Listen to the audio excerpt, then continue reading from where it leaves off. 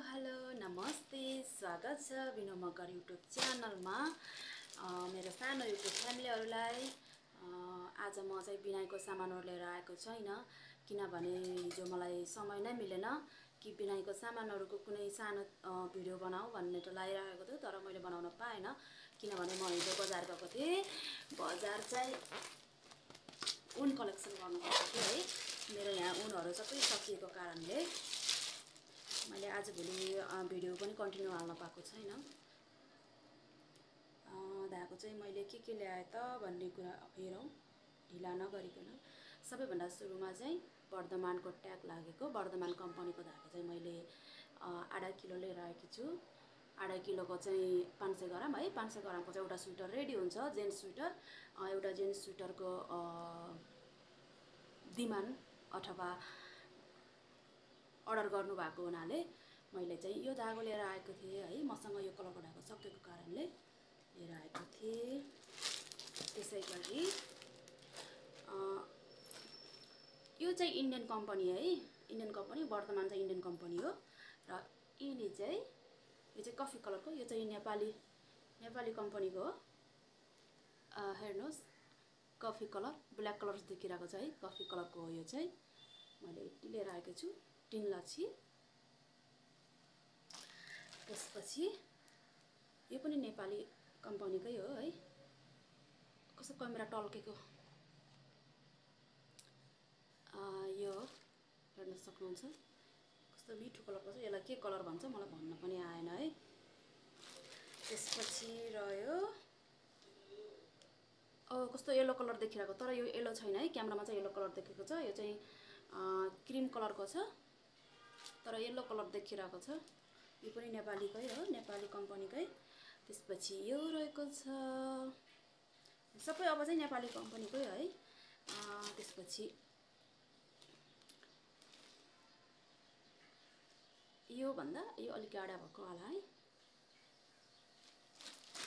त्यसपछि सबैभन्दा मिठो कलर चाहिँ मलाई यो लाग्छ तर त्यसमा क्यामेरामा चाहिँ अलिकति फरक देखिरहेको छ तर यो चाहिँ कस्तो अर्कै देखिरहेको के रह्यो यो कलर यो चाहिँ व्हाइटसँग कस्तो म्याचिङ गर्छ के है यो सबै धागो मैले ब्याग बुन्नको लागि लिएको र यो मात्रै स्वेटरको लागि है जेन्ट्स स्वेटरको लागि यो चाहिँ क्रीम कलर है क्रीम हो तर व्हाइट देखिरहेको छ कस्तो क्यामेरा तल्केर के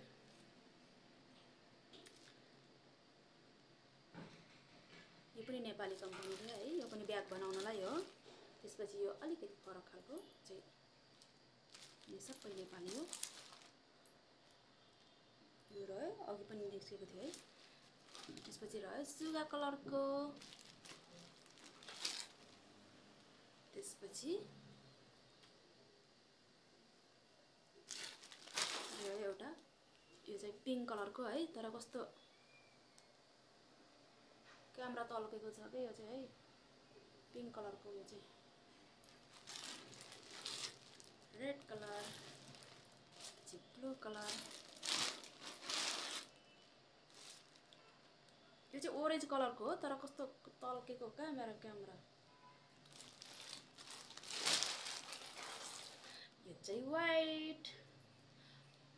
यो सबै मैले ब्याग बनाउनको लागि लिएको धागो हो है हेर्न सक्नुहुन्छ म देखाउने छु तपाईहरुलाई भुइँमा फेदाइसकेको छु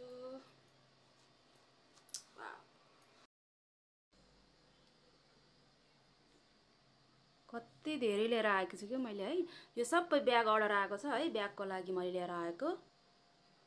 यो एउटा मात्रै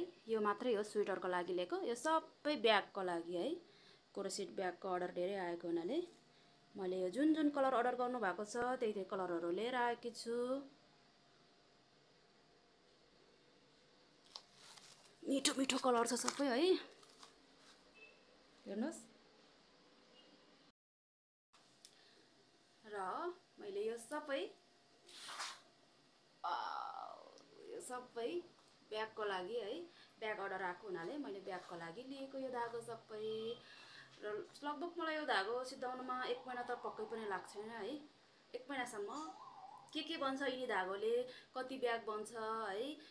कुन कलरमा भन्नुभएको छ त्यही कलरमा मैले बनाउने छु र तपाईहरुलाई पनि